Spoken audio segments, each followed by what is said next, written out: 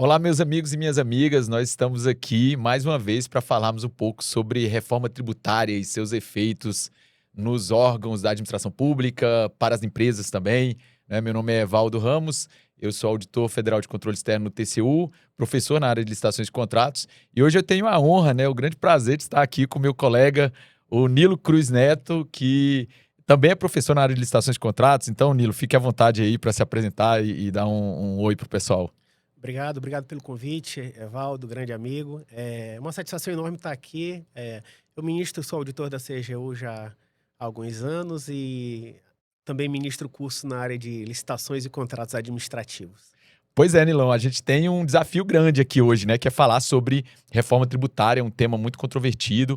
Eu tenho percebido, assim, a impressão que eu tenho é que há um certo silêncio, assim, tem muitas questões que ainda precisam ser dirimidas, esclarecidas. A própria Receita Federal, né, eu acredito que tem muitas dúvidas ainda, tanto para o setor privado quanto para a área pública, né, especialmente quem trabalha com a administração pública. Então a gente sabe, Nilo, que em breve, já em 2027, começam os efeitos financeiros da reforma tributária. É uma reforma que foi aprovada em 2023, através da Emenda Constitucional 132.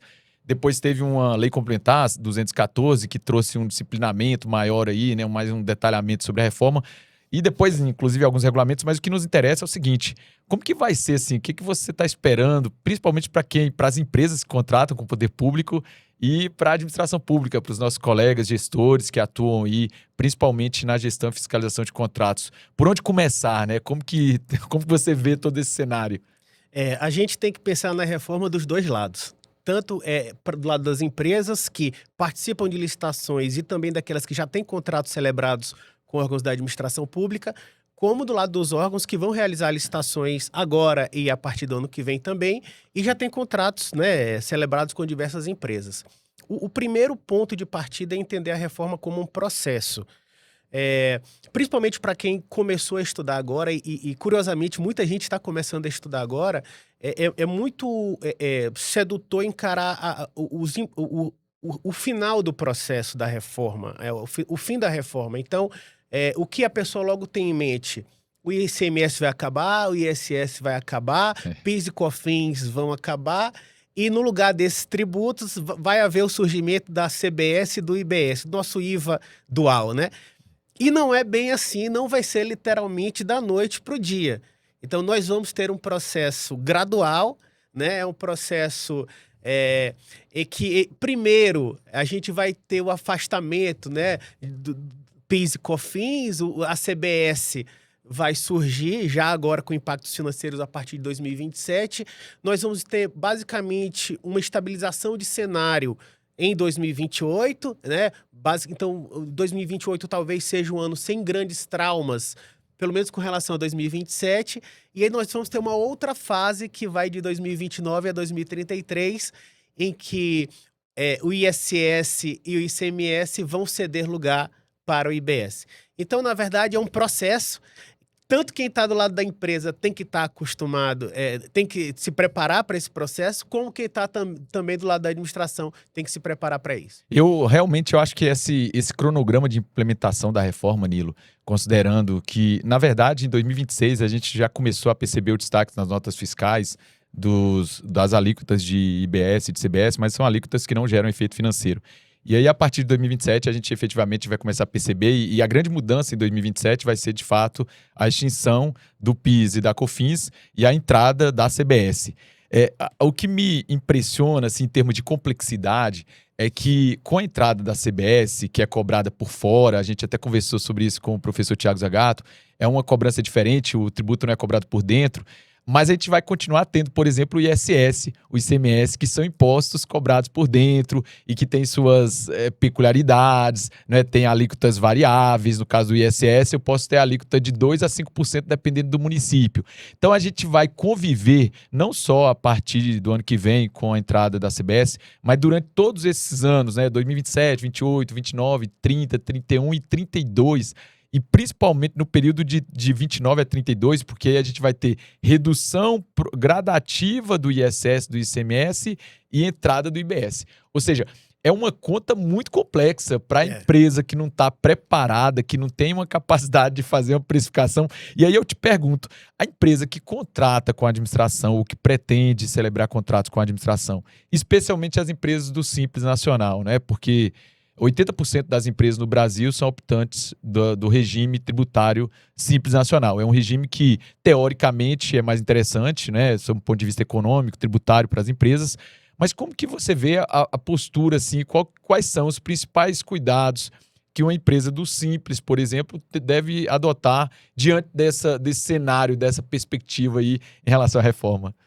É um desafio enorme, né? Veja que a legislação ela traz vários institutos e são institutos realmente novos no Brasil. Por exemplo, a gente vai falar de split payment, né? A tributação deixa de ser por dentro, passa a ser por fora, né? Então, trabalhar tudo isso, né? Às vezes até conversando com professores, existe uma confusão mental de como vai ser, né? Como vai ser a emissão da nota. Eu acho que a gente tem que começar pelo mais simples, né? O que a gente pode fazer agora? Nós estamos no segundo semestre de 2026, no momento em que esse vídeo está sendo gravado. Isso. Então, o que a gente pode fazer agora? O que a gente tem agora? Nós ainda não temos, por exemplo, as alíquotas de referência, as alíquotas padrão. Nós ainda não temos isso. Então, todo exercício de impacto da reforma no que diz respeito ao débito, aos débitos, é um exercício de futurologia, de Verdade, achismo, né? verdade. Mas o que dá para fazer agora com o pé no chão, né? Estando do lado do governo ou estando do lado das empresas. Nós temos aí uma legislação que previu que até setembro deste ano, as empresas que são do Simples ou que desejem migrar para o Simples devem decidir, até o final do mês de setembro de 2026, se elas vão querer ficar no Simples Full, né? Com todos os tributos, incluindo aí a CBS no lugar do PIS e COFINS, sendo recolhidos via DAS. Eu acho que né? só para o nosso público entender, quando você fala Simples Full, eu achei a expressão excelente, super pertinente mesmo, é que a Lei Complementar 214 prevê que as empresas que optam pelo regime tributário do Simples é um regime onde vários tributos são recolhidos através de uma única alíquota. E por isso há uma simplificação, inclusive em relação a obrigações acessórias, né? Porque Numa você única tem guia, uma né? guia. Que é o famoso DAS, É o né? famoso DAS, exatamente. Então, a legislação dá às empresas a opção de permanecerem no Simples Full, né? Ou dá a elas também a opção de permanecerem numa espécie de Simples híbrido. É o Simples que convive com o regime regulado IVA. né? Bacana. Como que Então, seria esse híbrido? O híbrido é aqueles impostos não impactados pela reforma tributária continuarão a ser recolhidos pelo DAS e os impostos da reforma tributária poderão ser recolhidos por fora, né? Dando ao adquirente o direito de se creditar num percentual maior e dando à própria empresa, que é do Simples Híbrido, o direito de se creditar nas suas aquisições. Então, até setembro, as empresas vão ter que fazer essa opção. E eu acho que, por exemplo, para quem está do lado do governo, fazer essa prospecção em outubro ou novembro é algo fundamental. Né? Algo simples. Eu pego uma planilhazinha do Excel com os meus contratos, coloco lá os números dos contratos, das empresas contratadas e faço uma coluna, regime tributário. Perfeito. Lucro real, lucro presumido ou simples.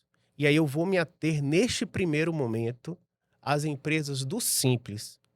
E vou perguntar para elas, olha, você vai querer ficar no Simples Full ou no Simples Híbrido? E posso eventualmente chegar para as outras também, porque às vezes a gente tem o caso da empresa que era do lucro real, foi mal das pernas e foi para o Simples, mas principalmente as que já são do Simples, né? É o que dá para fazer por enquanto, objetivamente, né? E qual é o impacto disso?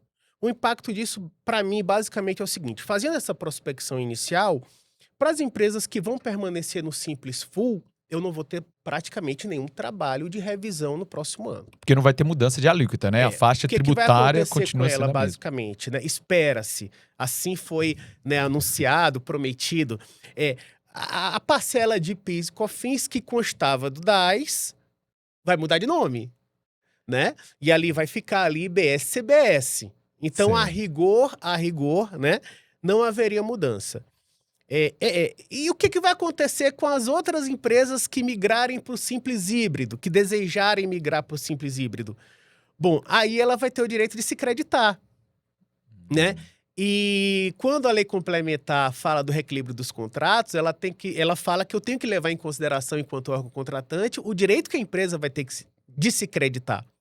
E aí, para esses contratos, eu já vou deixá-los aqui com uma observaçãozinha, né? Eu vou ter um cuidado maior com Fica um eles, alerta, um por exemplo, em alerta, relação a já no esses. início do próximo ano. São as empresas que, ou provavelmente elas vão me procurar, se no cálculo delas elas perceberem que o impacto da reforma para elas foi negativo, ou eu vou ter que procurá-las, né? Perfeito. Se for positivo para a administração, se Isso, reduzir a exatamente. carga tributária. E ouvindo você falar sobre essa questão aí do simples com a opção, né, do recolhimento híbrido ou do recolhimento full, eu fiquei recordando aqui da não cumulatividade, né? A gente Isso. tem essa característica trazida pela reforma tributária, que é justamente a possibilidade de você aproveitar crédito das suas aquisições. Então, os seus fornecedores vão poder transferir créditos para você que está adquirindo e você vai pagar um imposto relativamente à parcela que você agregou aquele serviço, aquele produto. É diferentemente do que acontece hoje, né? Em Isso. regra, hoje, você tem, no caso do regime cumulativo, que é o regime que se aplica, por exemplo, às empresas do Simples, às empresas do lucro presumido, você tem ali um recolhimento total. Então, só para dar um exemplo prático para o pessoal. Se eu, por exemplo, tenho uma empresa, né? E aí vou fazer um evento. Eu contrato outras empresas para viabilizar a realização desse evento. E a nota fiscal que eu emito para quem me contratou vai fazer com que eu tenha que pagar um ISS, por exemplo, sobre o valor cheio dessa nota fiscal, sem poder aproveitar créditos oriundos das despesas que eu tive que incorrer em relação à realização desse evento.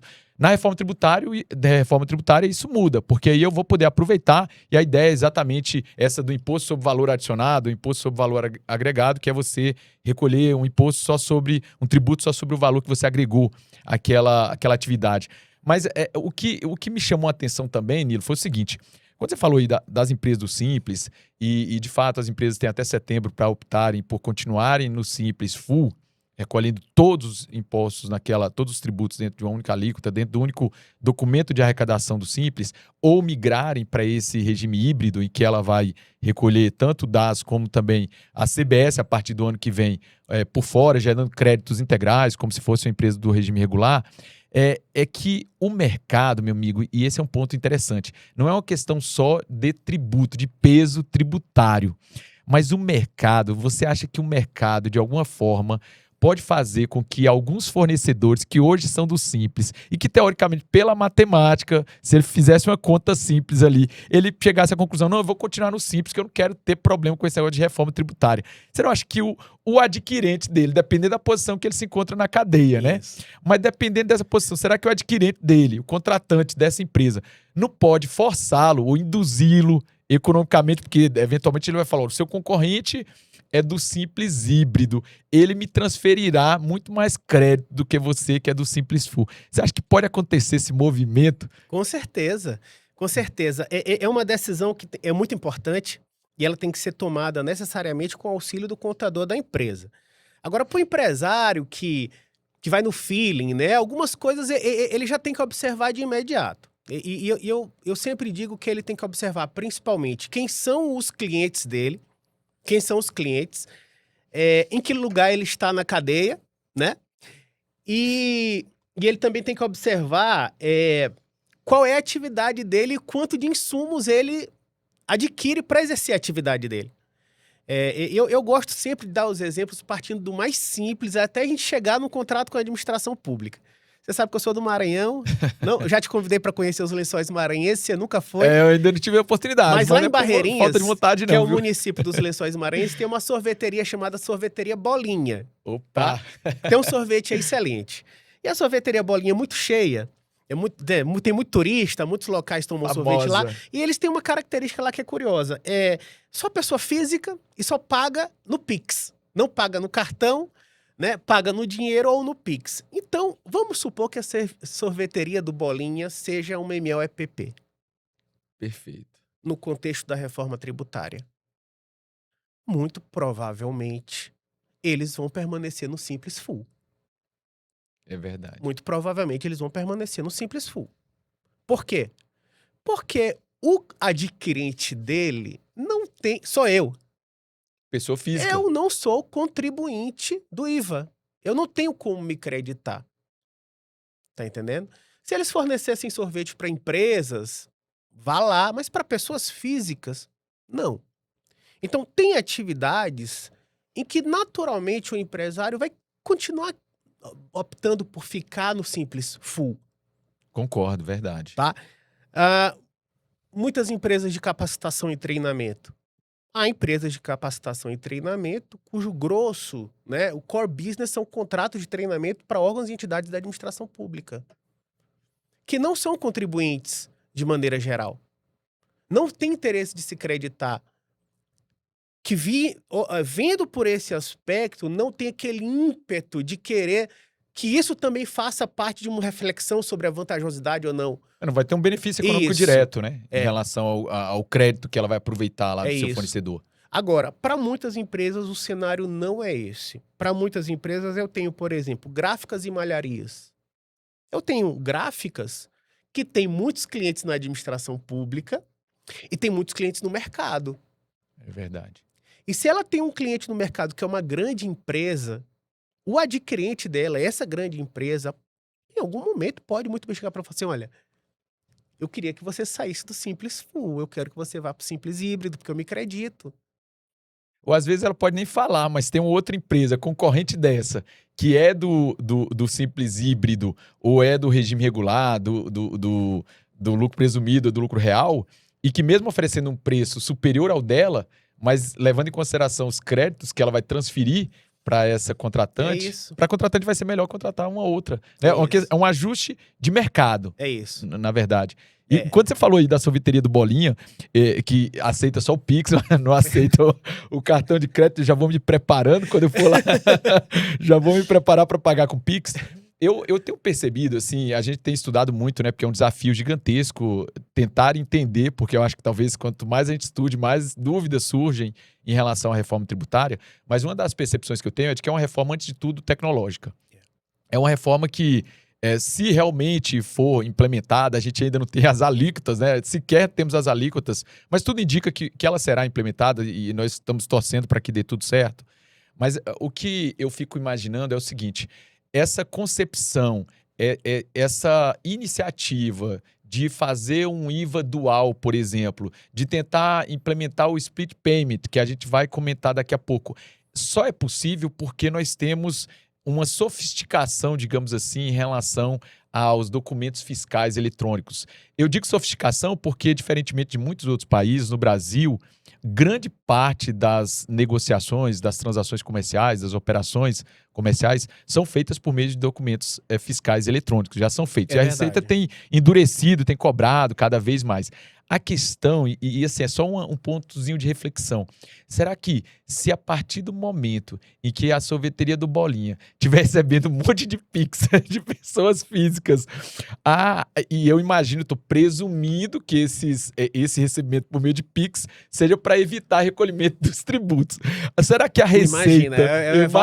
Eu imagino que seja isso. Porque poderia ser, por exemplo, um estacionamento. Quando você vai... Eu fui a Campos do Jordão, e em Campos do Jordão, lá tem alguns estacionamentos, você paga 30, 40, 50 reais e a pessoa só aceita dinheiro ou Pix. Ela não aceita cartão, nem de débito, nem de crédito. Tem vários locais, e nos locais turísticos é muito comum acontecer isso. Agora a questão é, a partir do momento E só deixando claro que pode ser realmente uma estratégia comercial, um motivo legítimo, enfim. Claro. Eu fico assim imaginando que, sob uma perspectiva do órgão de fiscalização tributária. Porque agora, na verdade, são vários órgãos, né? Vai ter Receita Federal, a Receita Estadual, a Receita Municipal, todas, de certa forma, acompanhando ali as operações comerciais daquelas empresas ou daquelas pessoas físicas enquadradas como contribuintes. E essas operações, essas transações comerciais em determinados níveis ou quantidades podem, eventualmente, caracterizar ali um recolhimento abaixo daquilo que seria devido, né? O que acontece mais ou menos, tive alguns, né, como advogado, eu tive acompanhando há algum tempo, há alguns anos, casos de empresas que haviam sido notificadas automaticamente pela Receita por ter uma divergência, por terem identificado uma divergência entre o número de transações feitas por meio de cartão de crédito crédito, né, as operadoras de cartões informavam para a Receita um determinado volume financeiro movimentado por aquela empresa e a empresa declarava um volume abaixo desse montante. Ou seja, eu estou fazendo esse parêntese só para deixar claro que para a Receita, Nilo, eu acredito que há uma perspectiva de aumento de arrecadação. Com certeza. Aumento muito grande, porque essa conversa que nós estamos tendo aqui, que eu já tive com o professor Tiago Zagato, no sentido de que, olha, a empresa vai poder aproveitar crédito, mas ela vai aproveitar muito mais de uma empresa que seja do simples híbrido do que do simples full, ou de uma empresa do lucro real, do lucro presumido, que vai ter que recolher ali a alíquota integral. Essa questão do regime não cumulativo, da possibilidade de aproveitamento de crédito, né, é uma questão também que vai ter uma repercussão em relação ao volume de arrecadação. Porque quem vai ser fiscal? Se você fala assim, olha, a sorveteria do Bolinha vende para uma pessoa física, eu não tenho interesse, porque eu não vou aproveitar nada. Mas se eu sou empresa e quero aproveitar... O comprador vai ser o grande fiscal. Eu vou ser o fiscal, O comprador vai ser o grande fiscal. Então vai ter um exatamente. incentivo muito grande à formalização. Vai ter um grande... Eu até acho que no caso da sorveteria do Bolinha, esse foco tributário nas operações, ele até pode existir, mas na reforma tributária, na implementação nos impactos financeiros, vai haver uma mudança de enfoque. Porque as grandes discussões com o início dos impactos financeiros, para mim, vão girar em torno do que pode e o que não pode ser objeto de crédito.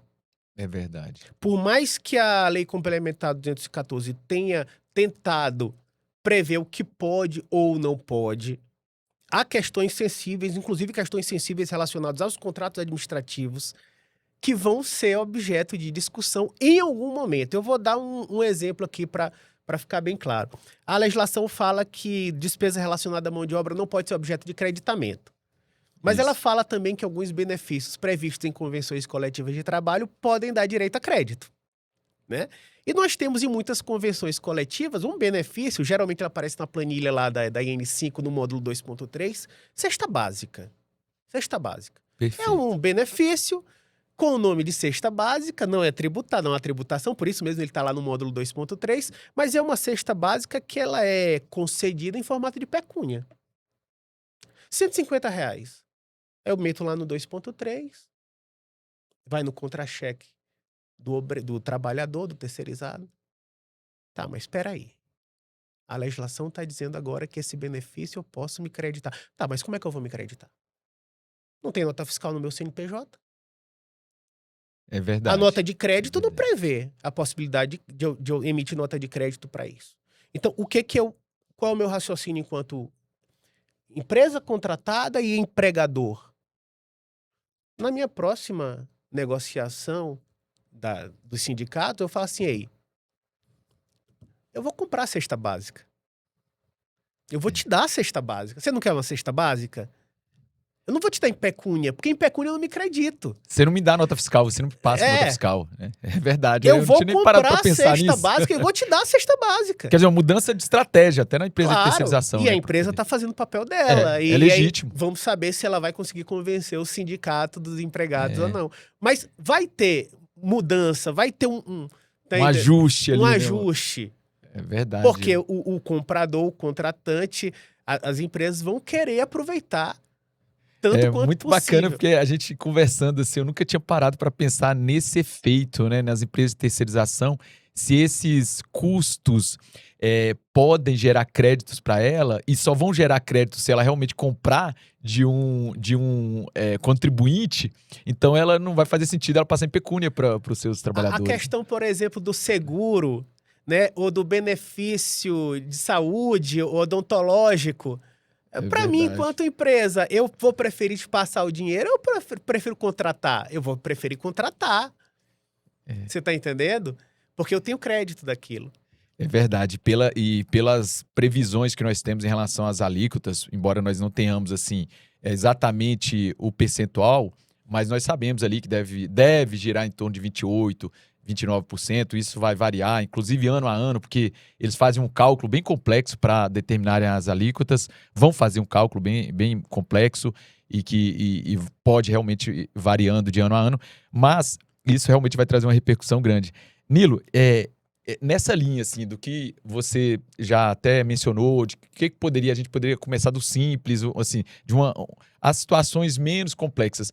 O que você diria para os nossos colegas que trabalham com as contratações no âmbito da administração pública e que estão, por exemplo, planejando contratos para esse ano, para o próximo ano, que assim, a gente já está aqui na gravação, a gente está fazendo essa gravação agora no mês de agosto. Isso. Então tem muitos órgãos que já estão planejando as contratações que serão, por exemplo, celebradas no início do próximo ano, primeiro semestre do ano que vem. Isso. Como que você acha que os nossos amigos, nossos colegas devem se preparar em relação a esses contratos que estão sendo programados? Você sabe que eu, assim como você, eu acompanho muito as licitações que ocorrem por aí, né? Então, Curioso, né? Curioso. Nós somos professores, mas nós somos também curiosos, né? E a gente percebe um movimento.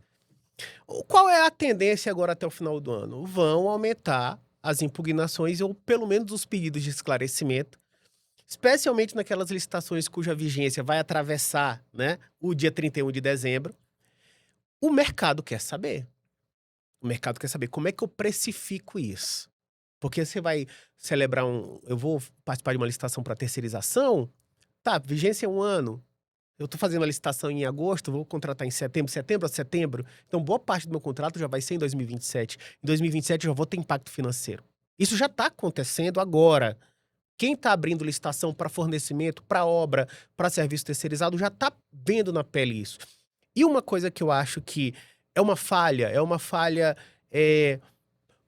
também dos órgãos de controle, também do controle interno, também do jurídico, mas também dos órgãos centrais de contratação. É que nós não temos nenhuma orientação objetiva sobre como proceder agora. Isso, para mim, é um descalabro, é um absurdo. Inadmissível. Porque o que está acontecendo no nosso meio? E a gente percebe professores e operadores, quem está na ponta, tá procurando entender a reforma. A gente conversa muito, a gente troca muita ideia. Nós estamos em grupos, nós, né, discutimos cenários. Lemos muito, Estudamos muito. Fazemos cursos, inclusive, como alunos. Isso. Já fiz vários como aluno. Mas não há uma orientação do órgão central de contratação, quer em âmbito federal, quer em âmbito estadual ou municipal. E isso é desesperador para quem está na ponta. Desesperador. E aí, por enquanto, como não há nenhuma orientação objetiva e como ainda há muitas lacunas, nós sequer sabemos a alíquota. A orientação que eu passo nesse primeiro momento é: vamos realizar a pesquisa de preços, vamos fazer a precificação, vamos lançar a licitação com as regras de tributação que nós temos hoje. Perfeito. Com as normas de que nós dispomos hoje. A partir de janeiro de 2027, fevereiro, março, as coisas tendem a se acertar. Que é na mexida da carroça que as melancias se arrumam, né? Não tem um negócio desse? Então, né? É isso mesmo, Então, hoje é o que a gente tem. Agora, eu acho que a gente tem alguns cuidados, algumas coisas que para mim são muito claras, mas que em algum momento não foram tão claras, que eu acho o seguinte: a gente vai deixar de ter uma tributação, uma precificação com tributo por dentro e vai passar a ter uma precificação com tributo por fora. A gente tem que saber apropriar isso no preço. E como tudo é muito novo, eu vejo diferentes pontos de vista com relação à apropriação nos tributos por fora. Eu queria só fazer um pequeno parêntese, pedir para que você comentasse um pouco sobre essa questão do tributo por dentro e por fora. Porque tem muita gente que às vezes nem entende como que é feito esse cálculo hoje, né? Por exemplo, o ISS, o PIS e a COFINS, que são cobrados por dentro, e como que eles serão a partir da implementação da reforma, né? Que, para mim, realmente, eu pelo menos, quando comecei a estudar, e como você falou, hoje nós todos estudamos muito, né? Tentamos sempre nos manter ali atualizados em relação a essas questões, principalmente da reforma. Mas quando você vai fazer uma demonstração em sala de aula sobre o cálculo do imposto por dentro, é algo dificílimo. É tenso. Porque é difícil, porque você vê nos olhos das pessoas que eles não estão entendendo. Até porque é aquela coisa, eu demorei muito e até hoje tenho dificuldade para entender qual que seria a lógica. Claro, depois você vai ter um preço que já inclui tudo, mas assim, colocar o imposto, o tributo dentro da sua própria base de cálculo é um negócio... Terrível, né? Terrível. Vamos dar um exemplo simples, pegando um serviço só com ISS e o mesmo serviço com IVA, eu acho que fica muito, muito mais fácil de entender. Verdade. Eu tenho um serviço que vale R$100, ou um serviço que foi cobrado com R$ 105 e eu sei que o ISS lá no município é 5%. Perfeito. Tá? Então, o que eu tendo a pensar? R$ 105, 5%, o ISS é R$ 5. Não é. O ISS não é R$ 5. O ISS vai dar R$ 5,25. Porque se eu pegar 105 e calcular 5% de 105, não dá 5. R$ 5 não paga o ISS, eu não consigo pagar a guia. É verdade. Tá? Então, eu tenho que chegar a um valor total, para que nesse valor total eu pague o imposto e sobre a remuneração do empresário. É claro que a gente está pegando um cenário muito simples, só com o ISS, e antes da transição da reforma. Agora vamos pegar depois da transição da reforma, sem ISS, para facilitar. Eu tenho um serviço de 100, um IVA de 20. O valor vai ser 120. Por fora. É. Uma cobrança por fora. Ele é por fora. Eu pego 100 mais 20, 20%. Seria IBS, CBS? IBS, CBS, 120. 120. Se for Isso. CBS, 9%. 11% de IBS. 9 ou 11, vai ser adicionado. Só que uma coisa que eu percebo e que há uma incompreensão ainda nesse primeiro momento é o seguinte. Tá, o imposto é por fora. Tudo bem. Após o advento a implementação efetiva, tudo bem, o imposto é por fora. Mas a minha precificação tem que considerar o valor total. A minha precificação tem que considerar o valor total.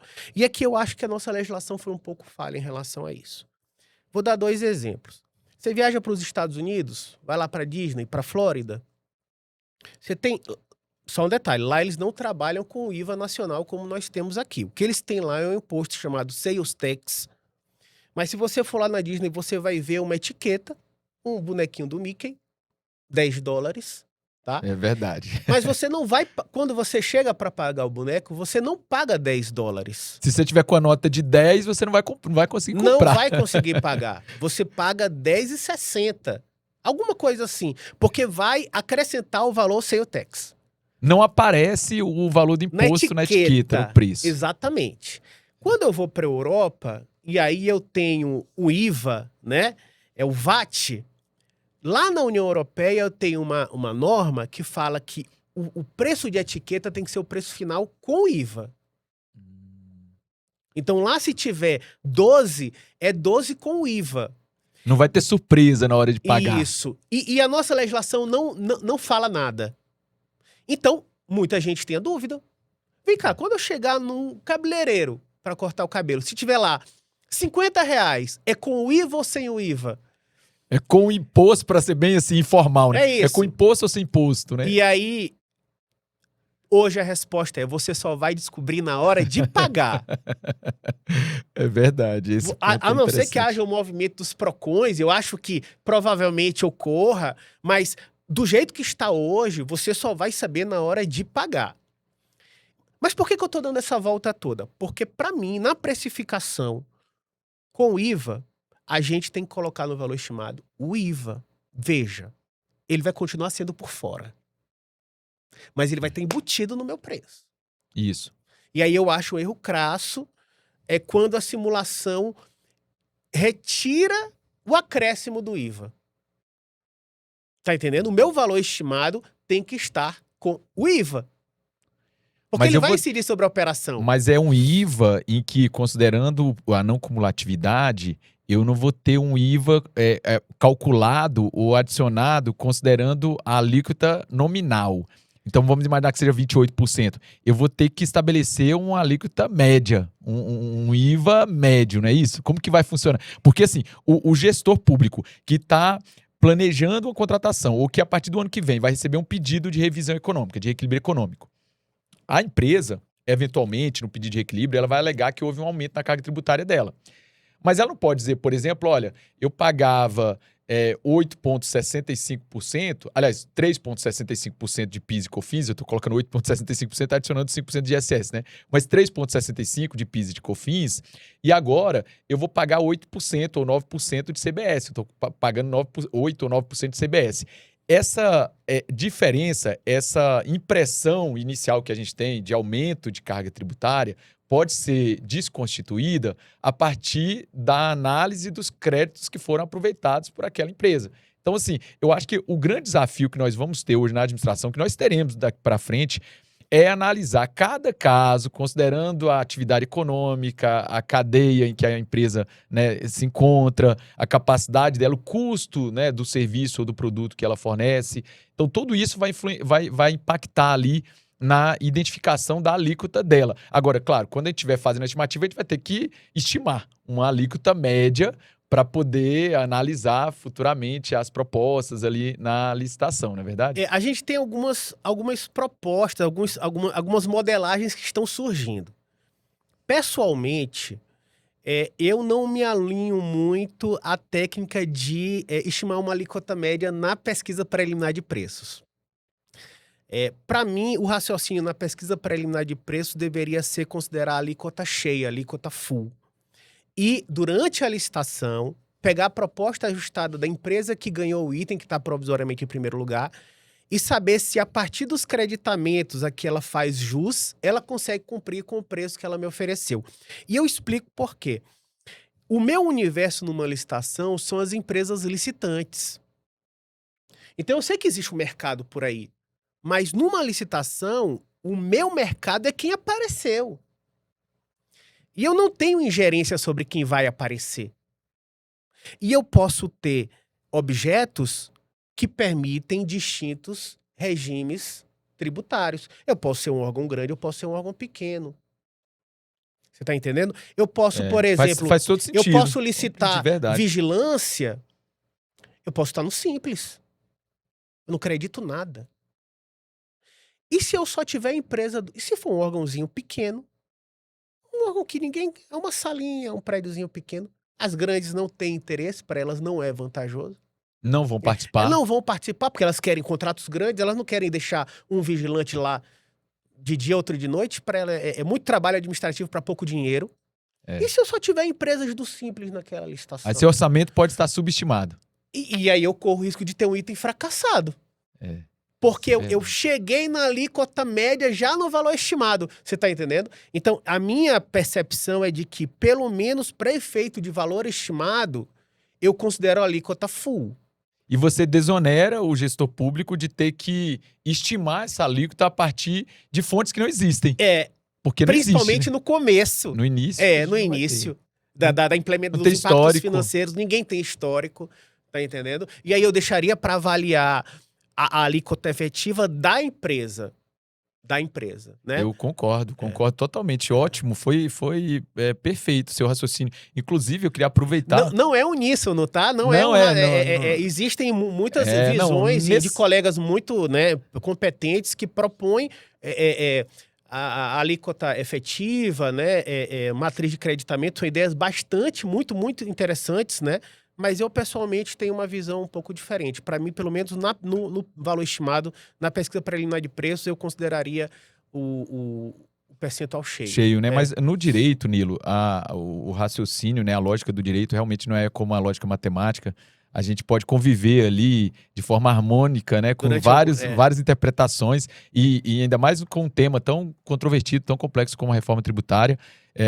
Mas eu acho muito bem fundamentado também esse seu raciocínio, né? Eu acho que para o gestor público ele fica desonerado, ter que assumir um risco em relação a uma alíquota que é estimada, porque ele ainda não tem como comprovar, não tem, é difícil você até fazer essa estimativa.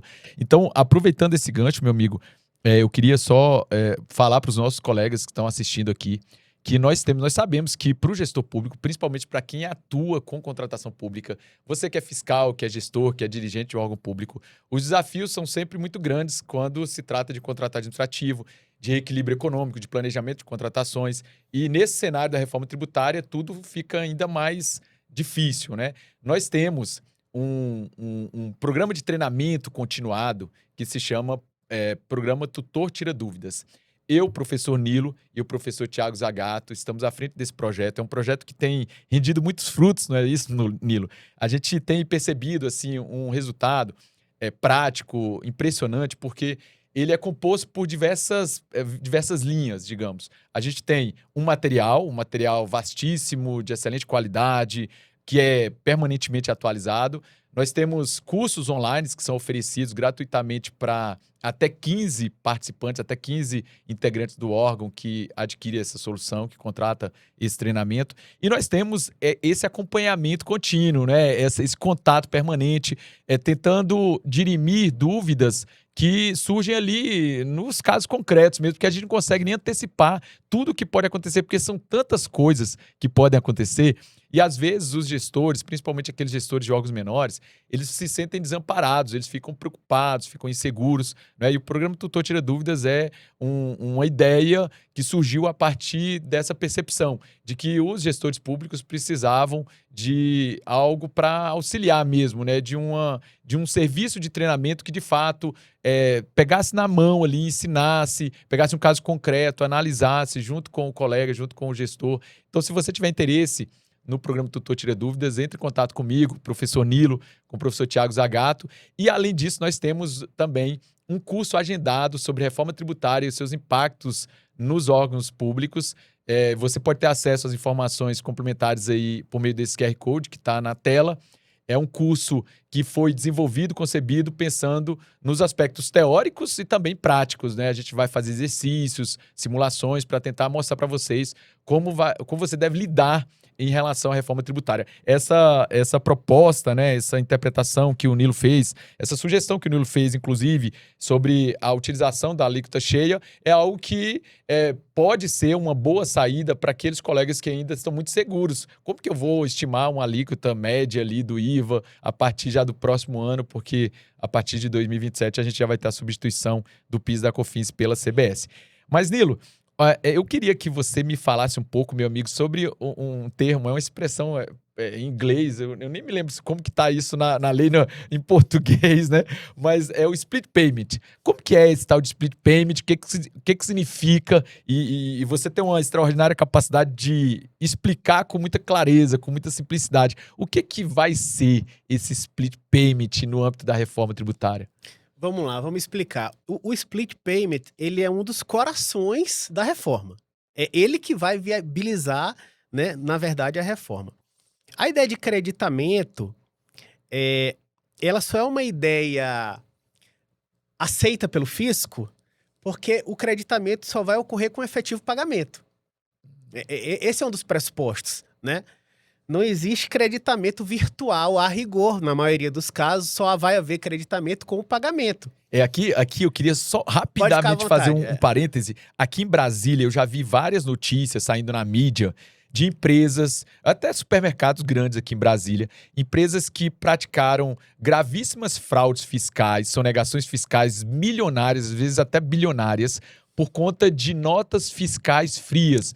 Elas obtinham notas de empresas que são chamadas, inclusive, de empresas noteiras, que só existiam no papel para emissão de nota e, consequentemente, geraram créditos. Então, pelo que você está me dizendo aqui, a partir da reforma eu não vou ter mais essa possibilidade de aproveitamento de crédito sem que tenha sido feito pagamento. É claro que a gente vai ter uma outra situação de crédito presumido. Claro, são situações excepcionalíssimas. Mas, via de regra, para o fisco, a reforma só é possível porque o crédito que vai surgir para quem vem depois na cadeia já foi pago, né? Anteriormente. Senão, eu vou gerar crédito para o mercado sem ter o dinheiro, né? Sim.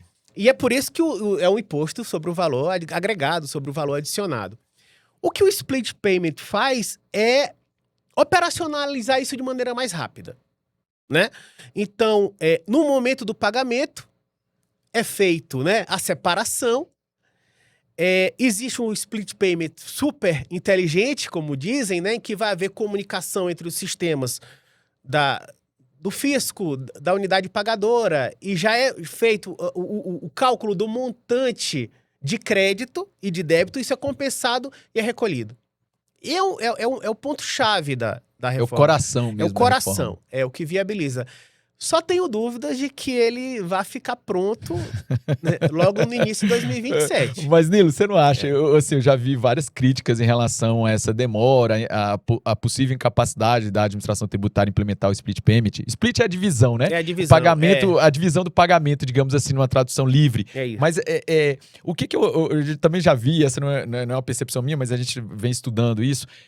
Existem algumas grandes empresas no Brasil hoje, como o iFood, o Uber, que já fazem o split payment por conta dessa intermediação. Isso. Então, o motorista de aplicativo, ele, quando você paga uma corrida, chama um aplicativo, você paga um valor de R$100, aí vai, por exemplo, R$10 ou R$20 para a plataforma e R$80 vai para o motorista. Sim. O iFood é a mesma coisa. Sim. Então, assim, tecnologicamente é algo que me parece possível. Agora, teria que verificar essa questão das instituições financeiras, da receita, da comunicação, enfim, é uma questão mais tecnológica. Mas que é uma estratégia sob o aspecto de arrecadação tributária extraordinária. Porque você vincula, você condiciona o aproveitamento de crédito ao pagamento. E com o split payment, a empresa, você não vai precisar cobrar o seu fornecedor. Você, adquirente, não vai precisar cobrar o seu fornecedor para você aproveitar o crédito. Porque no momento que você pagar, o próprio sistema, o banco, por exemplo, vou fazer um Pix, aí aquele Pix que eu for enviar já vai ser dividido. Uma parte vai para o meu fornecedor e outra parte vai para a Receita Federal, o Conselho Gestor lá do IBS, enfim, tem... É claro que há também outras maneiras de extinção do débito, né? Por exemplo, para quem tem prefeitura, tem aqueles contratos do pequeno produtor rural. É um caso curioso, eu achei lá na lei, porque quem vai emitir a nota fiscal é o comprador, né, do pequeno produtor rural. Mas, dentre todas as espécies de extinção do débito, a mais central para a reforma é o split payment.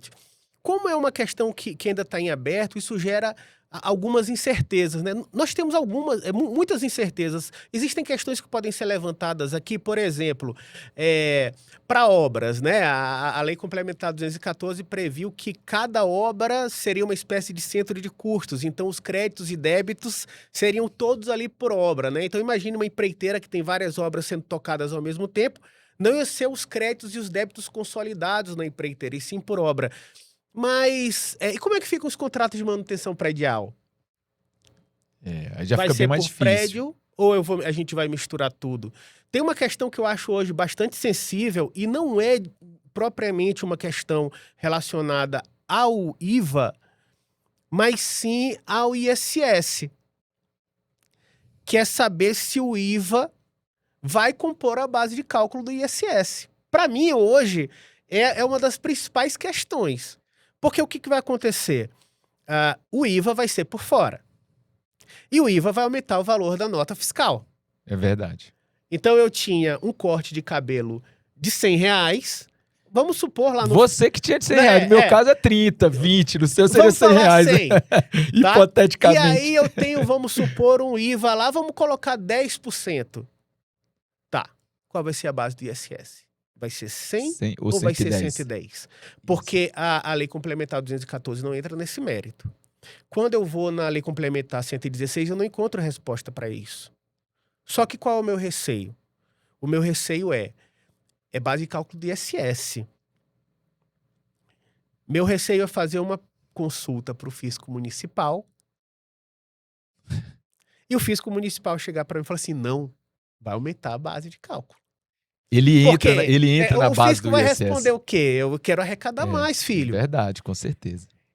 Por outro lado, quando eu vou nos atos que trazem o layout da nota fiscal de serviços eletrônica, ele dá a entender de que não entra na base de cálculo. Mas eu também tenho para mim que o comitê gestor da nota fiscal de serviços eletrônica não quis entrar diretamente nessa seara para não parecer que ele está invadindo de repente a competência dos municípios. É uma questão bem delicada. Tem vários estudiosos, né, de respeito, bastante competentes, defendendo que entra na base de cálculo. Já eu entendo que não deve entrar na base de cálculo. O IVA não deve entrar na base de cálculo do ISS. Essa é uma questão que talvez remeta ao que se chamou, né, se convencionou chamar tese do século, né, um um julgado ocorrido no âmbito do Supremo Tribunal Federal, que discutia justamente, salvo engano, se PIS e COFINS entrariam na base de cálculo do ICMS. Então, a gente constantemente lida Tá lidando com isso. essa... Teve a da CPRB, que saiu ano passado, o discussões. STJ, dizendo que era por dentro. Mas a gente já sempre calculou por dentro. Ainda bem que disseram que era por dentro. Imagina, né? Mas enfim. Essas questões é que realmente ainda o silêncio, principalmente o silêncio da Receita Federal, que é responsável pelo CBS, e do Comitê Gestor do IBS, né, que é formado por representantes de estados e municípios, nos preocupa, porque vai ter um efeito. E ontem, quando nós gravamos com o Thiago Zagato, ele falou sobre algo também que me chamou a atenção. Para os setores financeiros dos órgãos públicos, Nilo, haverá um efeito imediato, porque assim, no caso do planejamento, a gente vai poder fazer alguns ajustes, nos pedidos de reequilíbrio, a gente tem o nosso tempo para analisar. Agora, para os setores, para as unidades financeiras dos órgãos públicos, a reforma efetivamente começa no dia 1º de janeiro, porque eles já vão ter efeitos relacionados a uma mudança relacionada às retenções. Sim. Então, como que vão ser feitas essas retenções? Os cálculos, né, o pagamento para as empresas já vão precisar ser feitos a partir do dia 1º de janeiro. E realmente a gente precisa dirimir essas questões que ainda estão pendentes para saber qual é a base de cálculo. A gente precisa saber qual é a base de cálculo. Né? O ISS, como você falou, vai ser calculado levando-se em conta ou não o custo do IVA, né, da CBS já a partir do dia 1º de janeiro. Tem um monte de questões. Por exemplo, uma outra questão interessante. Vão ser agora 2 notas fiscais. Porque eu vou ter a nota fiscal do fornecimento, que eu vou ter que emitir a nota para deixar o registro, e eu vou ter que emitir a nota fiscal do pagamento lá na frente. Porque fornecimento para a administração pública, o fato gerador é no pagamento. Exatamente. É uma peculiaridade, né? Uma peculiaridade, é uma exceção, na verdade. Eu não posso. A nota de pagamento só vai sair lá na frente. Então, na mesma operação, eu vou ter 2 notas vinculadas a ela. É uma mudança. O imposto só será devido, no caso de contratos celebrados com a administração pública, só será devido efetivamente quando houver o pagamento. Isso. Né?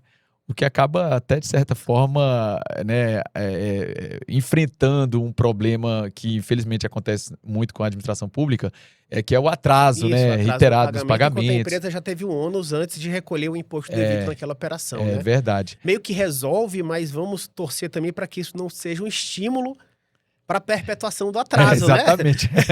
Não pode ser um incentivo, né? Só vai pagar imposto quando a gente pagar. Então espera, o tempo que for necessário, né? Não. É verdade. Tomara que não, meu amigo. É verdade. Nilão, olha, eu queria também comentar assim rapidamente sobre a questão das operações que estão sujeitas ao imposto, né? Esse IVA, tanto à CBS como ao IBS.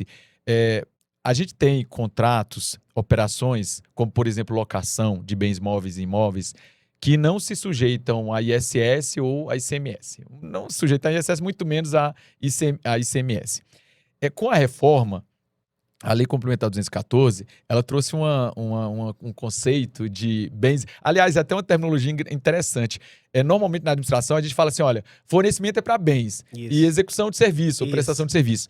Com base na terminologia utilizada na Lei Complementar 214, eu tenho fornecimento de bens e fornecimento de serviços. Então, a partir dessa aquela premissa... história da ampla incidência. Né? Ampla incidência, exatamente. Você ampliou ali, a Receita absorveu, né? O fisco, na verdade, vai absorver todas as operações. E aí dá para perceber que, além dessas operações tradicionais de comércio, de bens, de prestação de serviços, também foi incluído a questão da locação. A administração pública tem contratos de locação. E que, em tese, esses contratos de locação com empresas privadas estavam sujeitas a PIS e COFINS e também imposto de renda, né? Contribuição social sobre lucro líquido, imposto de renda, mas não se sujeitavam, por exemplo, a ISS e a ICMS. Você acha que isso vai repercutir diretamente, né? A reforma já vai também trazer essa repercussão, esse efeito imediato em relação a esses contratos, especialmente contratos de locação de automóveis, locação de impressoras também, né? Bens imóveis que tem um regime específico. E aí o regime específico dos bens imóveis, a gente vai ter que saber se o locador é pessoa física ou se é pessoa jurídica. Se for pessoa física, quantos imóveis ele tem. Se ele fatura acima de um determinado valor, se não me engano, é 240 mil por ano, para ele se enquadrar na condição de contribuinte. Ou seja, tem muitas questões ainda que, às vezes, o nosso público, quem está nos assistindo, está imaginando, isso é só para as grandes empresas, só vai ter um efeito ali para as grandes empresas, mas às vezes às vezes não, com certeza, nesses contratos que você tem aí de locação imobiliária ou de locação de bens móveis, de automóveis, de impressoras, você pode se deparar aí, eventualmente, com um pedido de reequilíbrio, de revisão econômica, justamente por essa mudança trazida, por essa ampliação na base de contribuintes, né, nas operações que estão sujeitas à tributação. Porque a impressão que eu tive agora é o seguinte, olha, tudo que não for bem vai ser serviço. Então, né, é parecido com o conceito de bens e serviços comuns, né? O que não for especial é comum, né? E tem um outro aspecto curioso também, além da tributação dessas atividades que até então não sofriam a incidência, né, desses tributos, que é o seguinte, nós podemos ter tranquilamente no mesmo contrato mais de uma regrinha de incidência tributária. Eu posso ter, por exemplo, um contrato de insumos na área da saúde, em que eu vou ter uma redução de alíquota de 100% e uma redução de alíquota de 60%. Isso vai exigir um cuidado maior no faturamento por parte da empresa e na hora de fiscalizar o contrato por parte da administração, né? Mais de uma situação tributária no bojo do mesmo contrato administrativo. Nilo, a gente falou também aqui sobre essa possibilidade de aumento de carga tributária por conta desses novos tributos, né, da forma de cobrança, enfim, a gente acabou falando de alíquota, de aproveitamento, regime não cumulativo, mas eu também fico imaginando o seguinte, a administração, mesmo que ela não seja provocada, ela vai ter casos, e a lei deixa isso muito claro, de obrigatoriedade de promover a revisão de ofício de alguns contratos. Então, assim, não é algo que só vai partir das empresas. A administração pública também tem o dever de acompanhar. Perfeito. Ou seja, a gente teve algumas situações envolvendo, por exemplo, a desoneração de folha, aquele programa PERSE, né, para incentivo, recuperação das empresas na área de eventos, que correspondiam a uma pequena parcela dos contratos celebrados com a administração pública. Mas agora, a reforma ela é tão ampla que ela se estende por todos os contratos. Ou seja, se eu tivesse que dizer hoje para os colegas que trabalham na administração pública uma mensagem direta, bem franca, eu diria assim, olha, todos os contratos praticamente vão ter que passar por uma análise, né? Porque tem casos em que você vai ter que revisar de ofício, porque houve uma redução na carga tributária. Você citou aí o caso dos equipamentos médicos, mas eu vou ter atividades, né, regimes especiais previstos na legislação, em que eu vou ter redução da alíquota de 60%, e nos contratos celebrados com a administração pública tem previsto um redutor. Isso. Ou seja, a gente não sabe de quanto vai ser esse redutor. Nós Nem não se sabemos... a previsão vai conter, né, a redução cumulativa, porque a lei prevê a possibilidade desde que seja expressamente consignado, né, Ana? Essa é a minha grande dúvida. Eu confesso que até agora eu já conversei com alguns colegas sobre isso, então fico imaginando, por exemplo, o ramo da construção civil, a atividade da construção civil, tem uma redução de alíquota de 50%, me parece, em relação à alíquota padrão, a alíquota de referência. Se ela tem, por exemplo, se a alíquota de referência da CBS for de 8%, ela já vai contar com essa redução para 4%, 50% em relação à alíquota de referência. E se eu somar, se eu tiver mais 50% de redutor para os contratos celebrados com a administração pública, ou seja, como vai ser isso? Como que eu vou apurar? Como que eu vou chegar? Realmente, esse é um ponto que nos chama muita atenção. Agora, tem um detalhe, a gente estava falando sobre programação, planejamento de contratações, e a possibilidade de aproveitamento de créditos, e agora eu comecei a falar sobre redutor nesses contratos celebrados com a administração pública. Esse redutor só se aplica para a administração pública direta, autárquica e fundacional. Ou seja, eu posso ter uma empresa estatal, uma empresa pública, uma sociedade de economia mista, pagando um determinado valor e a administração pública pagando um valor abaixo. Porque a empresa que está fornecendo, tanto para a empresa estatal como para a administração pública, vai ter uma carga tributária, um custo fiscal para ela menor quando ela fornece para uma administração, um órgão da administração direta, do que quando ela fornece para uma empresa pública, não é isso? Eu tenho em relação às estatais, eu tenho uma preocupação especial com estatais que não deveriam ser estatais, deveriam ser agências, autarquias e fundações, Porque muitas estatais, especialmente estatais vinculadas a governos estaduais, elas não têm um produto de venda. A atividade Elas não dela. têm uma atividade, né? Tem estatal que emite licença ambiental. É verdade. É curioso isso. E eu tenho refletido muito sobre isso, sobre... Ela vai se acreditar, mas ela não vai conseguir compensar isso. E isso tem tomado a minha atenção. Outra coisa que tu estava falando, eu estava refletindo também. Eu acho, Evaldo, que em boa parte dos contratos, em boa parte dos órgãos, isso vai se equalizar meio que informalmente. Eu acho que boa parte dos empresários, infelizmente, não conhece a sua estrutura de custos. Muitos, acredito, vão passar a conhecê-lo por conta da reforma. Outros vão continuar não fazendo questão de conhecer. E, por outro lado, eu também tenho muitos órgãos em que há uma baixíssima governança de gestão contratual. E isso meio que vai se arranjando informalmente ou por meio de outros instrumentos. Eu acho que isso vai acontecer muito na prática. Mas eu também acho que o servidor que quer atuar com segurança, ele jamais concederia uma revisão sem ter um lastro contratual.